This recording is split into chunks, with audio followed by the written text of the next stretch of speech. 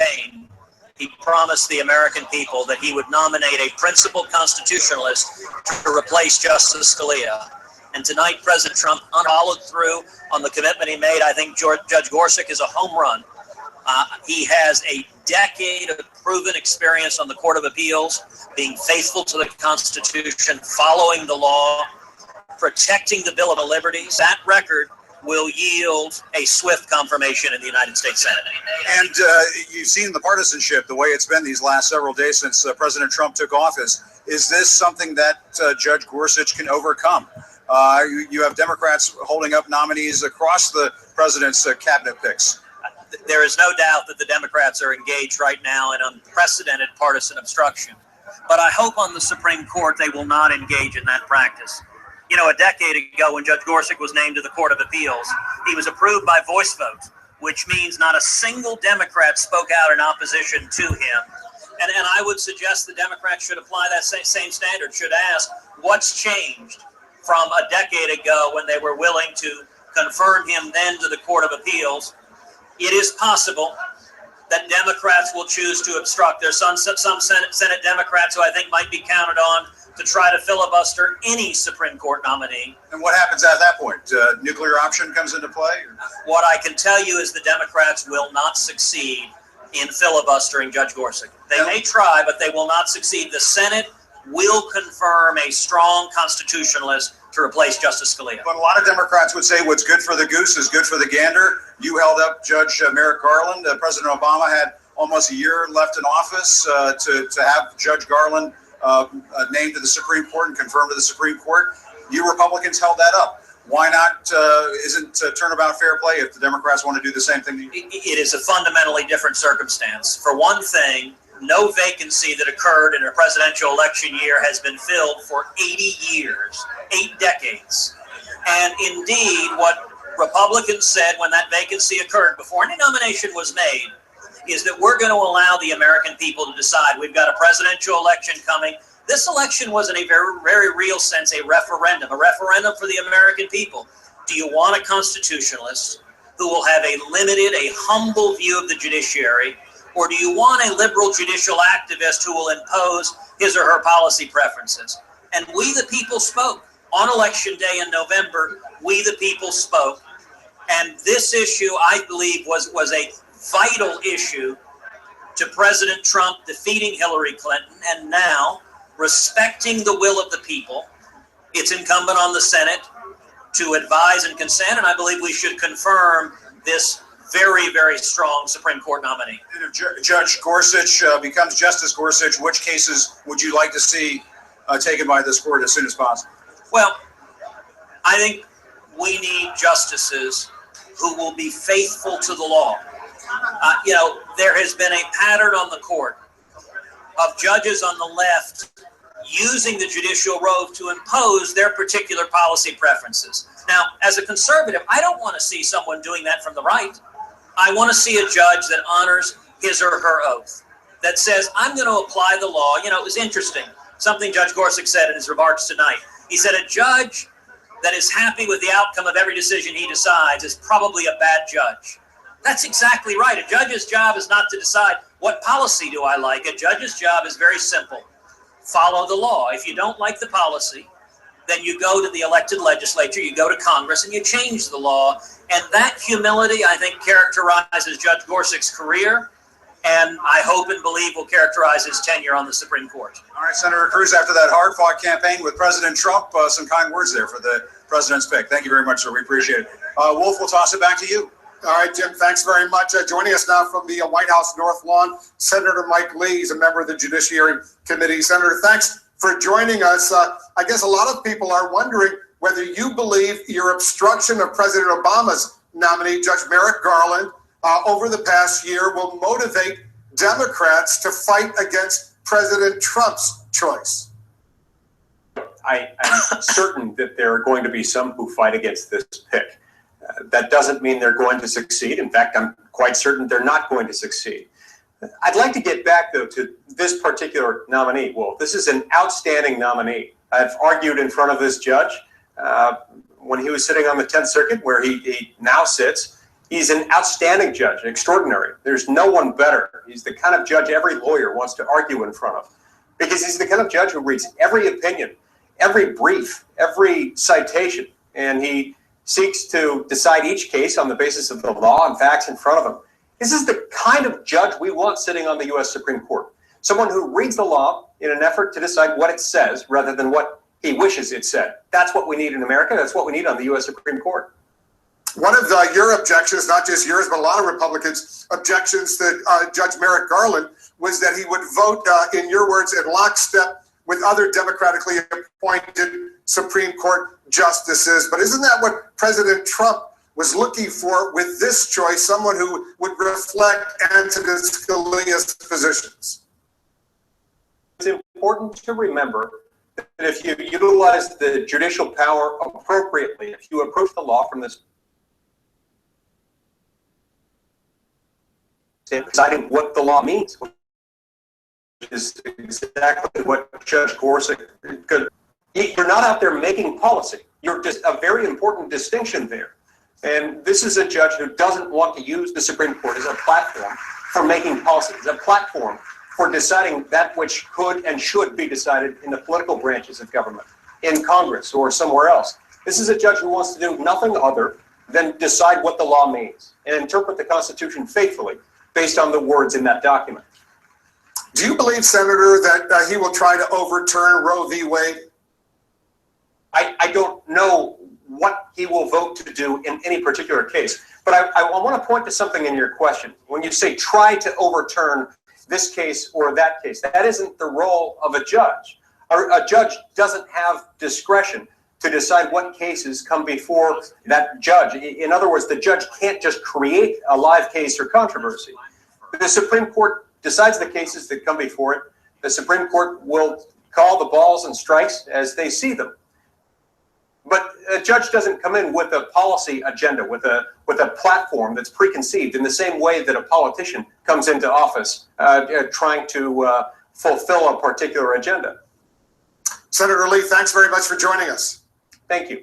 All right, joining us now, one of Senator Lee's colleagues, Richard Blumenthal. He's a Democrat. He's a senior senator from Connecticut. Senator Blumenthal, what's your reaction to President Trump's nomination of Judge Gorsuch to the U.S. Supreme Court? Very deep, serious concerns about Judge Gorsuch, because I do believe that he may be coming to the court with an agenda that's out of the mainstream. And as much as I want to insulate the court from partisan politics, if I conclude that he is out of the mainstream on issues like privacy rights, including women's health care and Roe v. Wade, or worker and consumer protection, or other kinds of public health and safety issues, I will use every tool at my disposal to block his nomination. But I've reached no conclusion. I'm going to be scrutinizing his record. I'm going to be asking tough questions, because this court is an appointment for lifetime, and we need to make sure that we do the right thing here. I want you to elaborate, Senator. What do you mean specifically when you fear he may have an agenda? Well, a judge who fails to respect established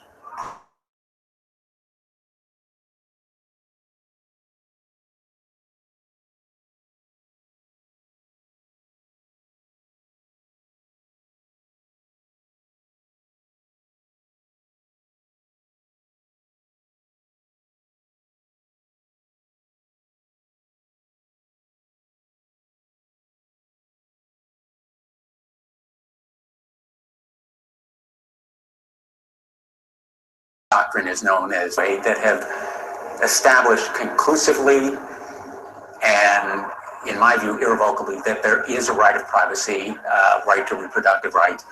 Additional side of many cases where, if he were in the majority, it would overturn precedent, and that's one of my concerns.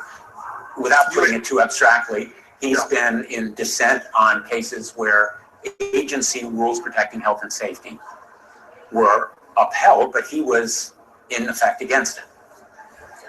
You've heard about his academic credentials, which are so impressive. This is a nominee also, though, that already has been confirmed unanimously by the United States Senate for the federal bench. It was a voice vote, meaning no one voted against him. So that's a pretty impressive record right there. Well, a unanimous confirmation for a lower court in no way means he should be confirmed for the highest court in the land, a lifetime appointment. And we're going to have a 60-vote threshold because that's the standard that was applied to President Obama's nominees. And we have a special responsibility when it is the Supreme Court to impose greater scrutiny. Second, he now has a decade of judicial opinions and rulings and decisions that deserve scrutiny because that reflects what kind of justice he will be. So you say you will filibuster requiring 60 affirmative votes, is that right? All of President Obama's nominees required 60 votes, so should President Trump's. And I'm going to reach a conclusion after I have a chance to scrutinize his record and ask tough questions during the hearing. And he should have a hearing. I don't want to repeat what happened to Merrick Garland. That was a travesty, an outrage. And I'm still angry about it. I know many of my colleagues are. But we should do the right thing here, not repeat the Republicans' wrong. Senator Blumenthal, thanks very much for joining us. Thank you. All right, Jake, back to you. Thanks. Welcome back with our panel here, and Gloria Borger. You see Democrats taking different tones when it comes to this. Senator Blumenthal there seemed to almost have a foot in either side, still angry about what happened to Obama's Obama's judge picked for justice, Merrick Garland, but saying that Judge Gorsuch should get a hearing. But others are already saying, no, this guy's on the wrong side. Right, and this is the decision that Chuck Schumer has to make, the leader of the Democrats, because he's got to figure out whether he plays a long game or a short game. And there are lots of, you know this better than I do, who are saying, just pound filibuster. Do whatever you can, have the Republicans release the nuclear option so they get them through that way. And there are other Democrats who are saying, wait a minute, hold your fire. Maybe isn't that will and have any where it really shifts the balance of the court, and let's save our fire for then. I mean, nobody should be surprised that Donald Trump picked somebody to replace Antonin Scalia with somebody who is Scalia-like. And not only Scalia-like in his beliefs, but he's a brilliant writer. He's not as combustible, I don't think, as Scalia. He's more mild-mannered, but people respect him on both sides of the aisle. And I think that, this is something Democrats really are going to have to gauge right now, because he's going to be a very difficult person to oppose given his intellectual heft. Of course he's conservative. So is Donald Trump. Especially difficult to oppose for those 10 Democrats that are running in Trump states. Yes. That's why I'm not sure Mitch McConnell will need to employ the nuclear option, because I don't know that the Democrats are going to be able to hold entirely because of this pick. You can imagine, you look at Heidi Heitkamp's statement today, the senator from North Dakota. She said, she's not judging this at all right now. She wants to leave open, make sure we go through the hearing. That's somebody who's open to the idea of eventually possibly voting to confirm. So I think that, yes, Chuck Schumer does have that strategic decision to make, but I'm not sure we're ever going to get to the place where Mitch McConnell would have to launch. And there are 10 Democrats in red states up for re-election. There are also a bunch of Democrats, Senator Santorum, who are not looking at 2018. They're looking at 2020, and they see this as a way to get attention and a way to stand up for liberal, progressive, democratic capital You saw one of them on TV here just a few minutes ago. No, there will be a lot of loud voices in opposition, and he'll take aim at he's got a track record. He's got a lot he's written and talked about. The interesting strategic move here for Chuck Schumer is, as Gloria talked about, the long game. If Chuck Schumer decides, and if the Democrats decide, okay, we're going to stand and we're going to try to fight, we're going to filibuster this, then what they've done is force the Republicans into the nuclear option, which is we're going to approve this with 51 votes. So the next time, it's 51 vote standard. So when you come to the next vote, it's already 51. If Schumer says, wait a minute, let's go along with this, let's do 60. So then when the next one comes around, we say, see, we still have the 60 standard. And so you have some precedent within that current Senate of a 60 vote threshold. If you fight it and you go to 50 now, you've blown it for the one that's the game changer. It's a tough decision. I mean, I think there's no question it's a tough decision for Chuck Schumer. I'm confident he is tough enough and smart enough to make the right strategic one, but it's tough because there's a lot to weigh, particularly right now with the Democratic base being as energized as it is on a whole host of issues and the really horrible rollouts and vicious ones we've seen on things like the Muslim ban and how much that really has people angered and empowered. But, you know, we've talked about choice, we talked about LGBT. Let's not forget this is a judge who in 2 or 3 different cases opened the doors to making laws easier for felons to get guns. As we've heard, there's real worker safety and corporate regulatory issues where he clearly, and again, not surprising, but clearly is on the side of corporations. So this isn't, I hope this process doesn't get minimized to just one about choice, because I think there are a lot of substantive, solid questions and communities like Mothers Against Gun Violence who are already all over Twitter raising The concerns. Sierra Club has already come out against his nomination. We're going to take a quick break just ahead. Much more on President Trump's nominee for the Supreme Court, including new details on how he was chosen. Also, we'll talk with a law professor who knows and works with Judge Gorsuch at the University of Colorado. Plus, we're just minutes away from my CNN town hall with Democratic House Leader Nancy Pelosi, which will start at the top of the hour. A break first as this special edition of AC 360 continues. Experian helps you learn to be better at managing credit, which can help you be better prepared when unexpected things happen. Because you can read a credit report for free and get free alerts about key changes in your credit, plus free customer support in case you have questions. Everything you need to help make sure your credit is ready for whatever expenses come next. I'm pregnant.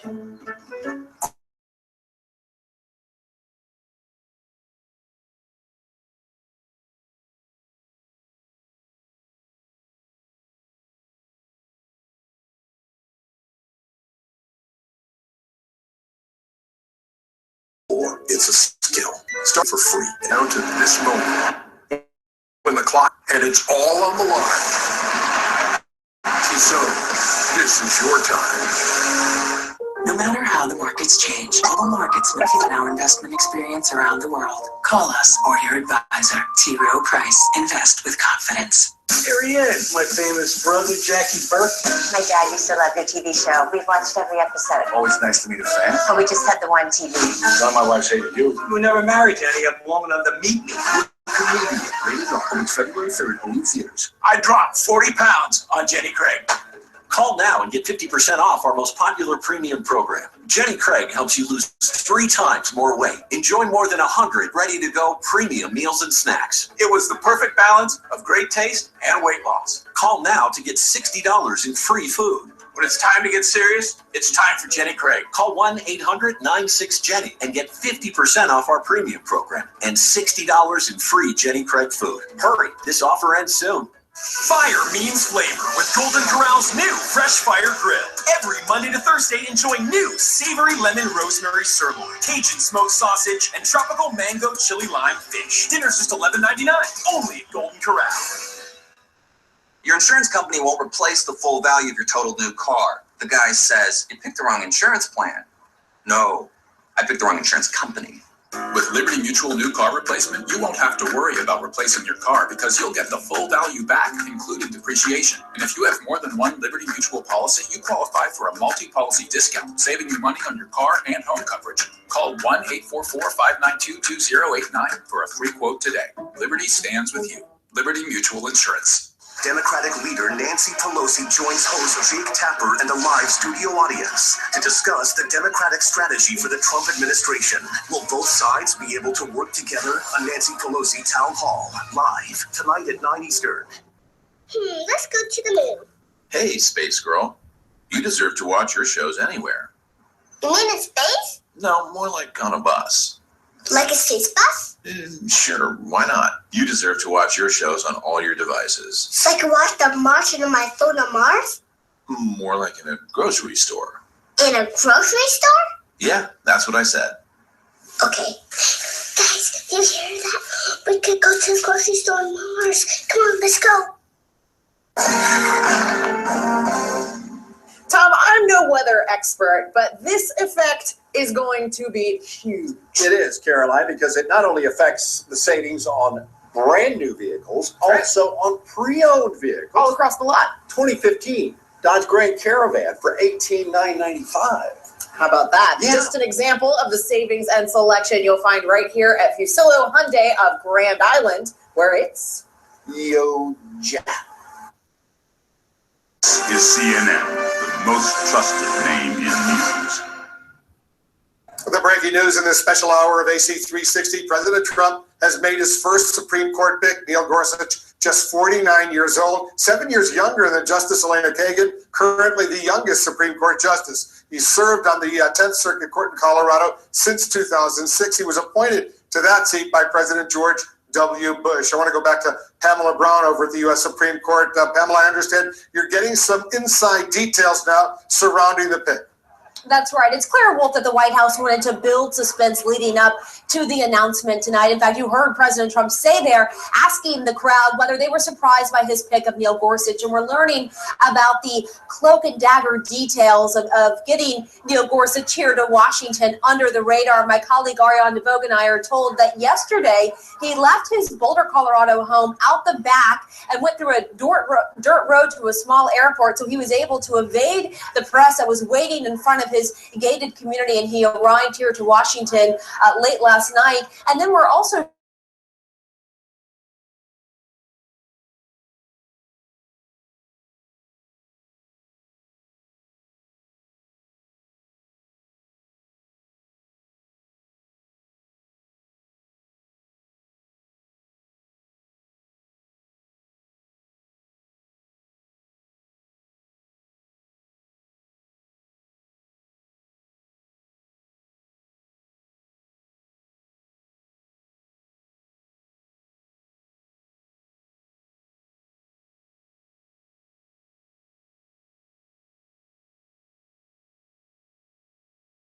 both through our sources, contender and Judge Gorsuch, and they couldn't tell us for certain, Wolf, until today. The White House clearly taking extraordinary conceal who ended up being the finalist here, Neil Gorsuch. Pamela Brown. Judicial. He and I have actually talked about this, and I think he wisely said to have a single judicial philosophy that you would apply in every single case is unreasonable, given that there are constitutional cases and statutory cases and common law cases. I think what people are obviously most focused on is that as a constitutional interpreter, he tends to be originalist and he tends to be focused on the text of the Constitution. But he uses different approaches depending on the needs of the case, which is what I think makes him a good judge and a great pick for the court. What are some of the key issues that Judge Gorsuch, Professor, hasn't ruled on, issues on which we don't know exactly, for example, where he stands? Well, we don't know exactly where he stands on how he would apply the Second Amendment to a particular issue. He has not had Second Amendment cases. I also think we don't know exactly how he would apply his approach to any question about, say, abortion rights that would come to him. He hasn't had specifically an abortion rights case. People point to his writing on euthanasia and his strong conviction that it's wrong to take a human life as relevant to his perspective on abortion. Certainly, I think it is, but it's not definitive about what he would do in a particular case or what he would do to take a particular case. So I think people should be careful about assuming they know where he stands on the hardest political questions, because that's not always directly aligned with what a judicial philosophy is. As you know, Professor Hart, the Supreme Court is very different kind of place to work than just being a federal judge. At the Supreme Court, you have 8 other justices you're going to have to work with who all have strong opinions of their own. Do you think he'd be able to smoothly assimilate into that Supreme Court? And what kind of role do you think he'd actually play?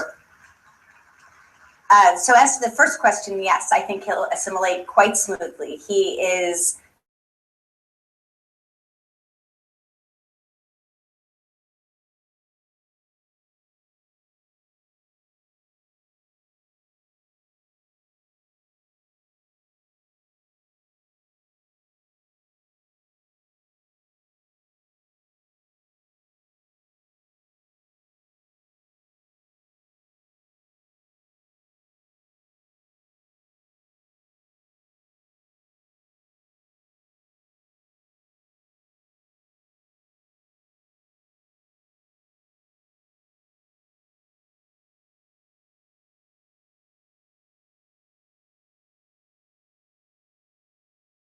very familiar there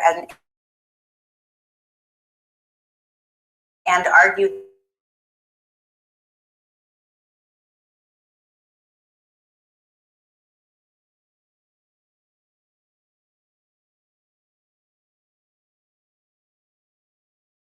no to kneel, some of them talking about Merrick Garland, Senator Merkley talking about this as a stolen seat because of what happened to Merrick Garland. So they're going to have to figure out how can they balance the Bernie Sanders wing of this party with people who are going to be up for re-election in 2018, like Joe Manchin. So it's going to, I think it also, I mean, is a real test for the Democratic Party, just larger, even beyond this. Like, what is the Democratic Party? Who is the controlling kind of body of that party? Is it the progressives? And we've seen so much from the progressive wing over these last days, the Women's March and then some of the protests at the airport. And they are looking for some W's, to put some W's on the board, and they haven't seen it. John, what do you all the criticism in the early days of the Trump administration, little amateur hour, little Keystone Cops that don't have their team in place, and what they proved that they were ready for this. He started studying during the campaign as candidate Trump. They had a first list, then a second list. Now they roll out their judge tonight. Conservative groups going up with ads tomorrow against the 10 red state Democrats in states Trump won, Senate seats. They put a very good team together to help on Capitol Hill. They brought in the Republican leadership. They brought in the outside conservative groups on this one. We'll see what happens on the vote, but on this one, they were ready and they rolled it out right. You know the Senate, Dana, they need 60 in order to get them approved. That's right. But, you know, in this particular case, it is going to be very hard for Democrats to say that they are going to hold up this nominee and that they're going to have, play, you did this to our guy, we're going to do this to your guy, because they understand that there are lots of fights to happen, despite the fact that the liberal base is already demanding that they do that. But I do think it's important to take a step back and note the moment for the Trump administration, that it has been very, very rocky, as John said, and this really changes the conversation, which is why they moved it up to today to do just that. Jonathan.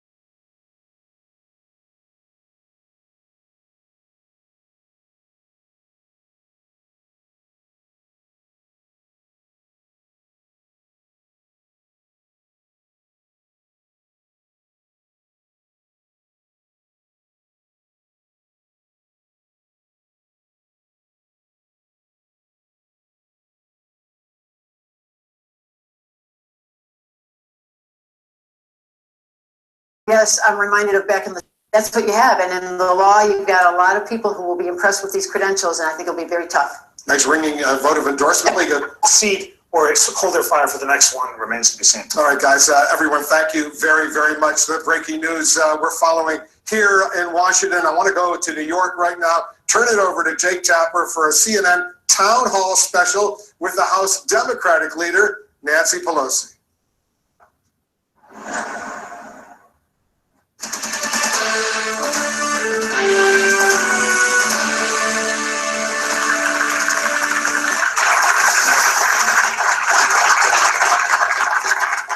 Good evening. We are live for a special CNN town hall with the House Minority Leader, Democrat Nancy Pelosi of California. I'm Jake Tapper. I want to welcome our viewers in the United States and around the world. We just heard President Trump make the case for his Supreme Court pick tonight. With fewer than 2 weeks in office, President Trump has made many bold moves, provoking forceful rebukes from his critics, many of whom now turn a desperate eye to the opposition party in Congress. So, what is the Democratic Party's strategy for dealing with the Trump administration? Leader Pelosi is one of the two highest-ranking Democrats in Washington. She will face questions this evening from men and women in our audience. We have reviewed the questions to ensure we cover a variety of important issues and perspectives, but no subject was off limits. Now, please join me in welcoming the House Minority Leader, Nancy Pelosi.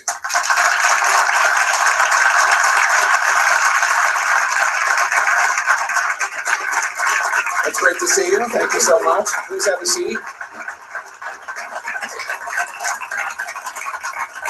So you just heard President Donald Trump nominate Neil Gorsuch to the Supreme Court. You put out a tweet saying that he is an opponent of women's rights. Yes. What do you mean? What do I mean? Well, first of all, let me say how happy I am to be here this evening. I thought we'd be talking about how we go into the future. President Trump found out about our town hall meeting and thought he would upstage us. We're not only going to be talking about the Supreme Court, but No, it I just happened. I know, but what I do want to say about this is that elections have ramifications. And here is a living, breathing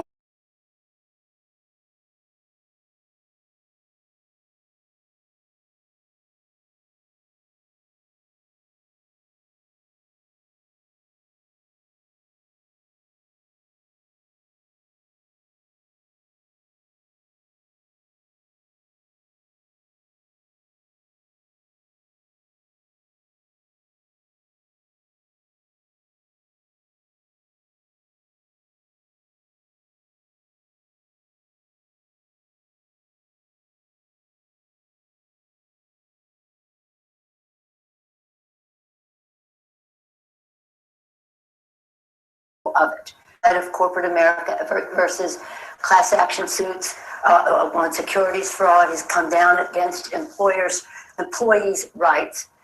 Clean air, clean water, food safety to grandmother, though, is his hostility toward children in school, children with autism. He has ruled that they don't have the same rights under the IDEA, the children, that they could reach their intellectual and social advancement under the law. He has said that doesn't apply to them. He's come down against them under the ADA as well, and again under IDEA. So it's a very hostile appointment. Hail fellow, well met, lovely family, I'm sure.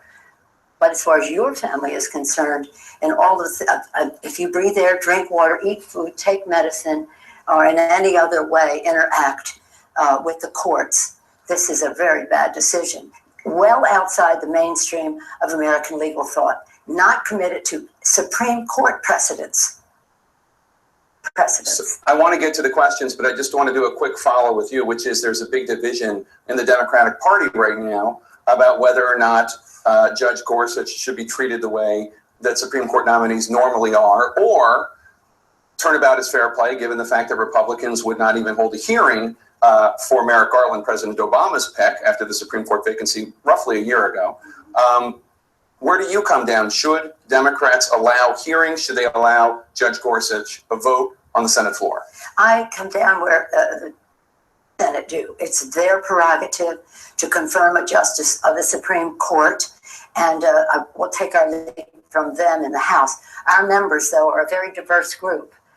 We represent America, and they have their opinions. They've been over there to testify against the candidate for Attorney General Sessions. I'm sure they'll be over there to express their views on this subject.